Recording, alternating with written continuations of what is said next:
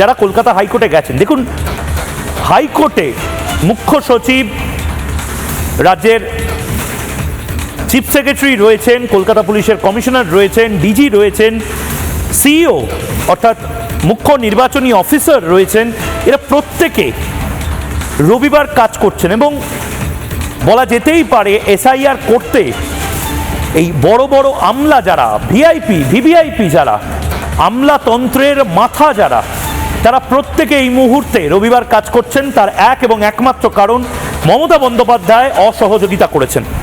মমতা বন্দ্যোপাধ্যায় যদি সহযোগিতা করতেন, অন্যান্য যে কোনো রাজ্যের মতন এই রাজ্যে এসআইআরটা হতো, এই পরিস্থিতি দেখতে হতো না। অন্য রাজ্যে আপনি আপনার টেলিফোনটা উঠিয়ে উত্তরপ্রদেশে আপনার যে বন্ধু রয়েছে, বা গুজরাটে রয়েছে, বা কেরালাতে রয়েছে, তামিলনাড়ুতে যে বন্ধু রয়েছে, পুদুচেরি বা পন্ডিচেরিতে আপনার যে আত্মীয়রা রয়েছে, তাদের ফোন করে জিজ্ঞেস করুন না তাদের রাজ্যে এসআইআর তো হচ্ছে, তাদের রাজ্যে এরকম রবিবার করে হাইকোর্ট খোলা থাকছে, তাদের রাজ্যে মুখ্য সচিব, স্বরাষ্ট্র সচিব, কমিশনার পুলিশের, ডিজি পুলিশের, সিইও বা স্পেশাল অবজারভার, তারা এই রবিবার করে হাইকোর্টে দৌড়াচ্ছে। কেন এই বাংলাতে দৌড়াতে হচ্ছে? এটা আপনারা নিজেরা গ্রামে গ্রামে নিজেরা প্রশ্নটা করুন না। একটাই কারণ, এবারের লড়াইটা সংবিধান বাঁচানোর লড়াই। যদি এসআইআরটা না হয় বাংলায়, যদি বাংলাদেশিদেরকে না আটকানো যায়, যদি ভুয়ো ভোটার কার্ড নিয়ে যারা ভোটার লিস্টে রয়েছে তাদের আটকানো না যায়, বাংলাকে ধরে রাখা যাবে না, মিলিয়ে নেবেন।